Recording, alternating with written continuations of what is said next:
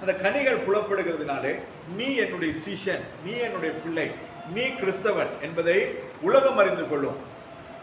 அதனாலே நீ நித்தியத்துக்கு அப்படி இல்லை என்று சொன்னால் இந்த வசனத்தில் சொல்லுகிற வண்ணமாய் என்னது 19வது வசனம், நல்ல கொடி கொடாத மரம் எல்லாம் வெட்டுண்ட அக்கினியிலே போடப்படும், அதனால் அவருடைய கனிகளினாலே அவர்களை அறிவீர்கள்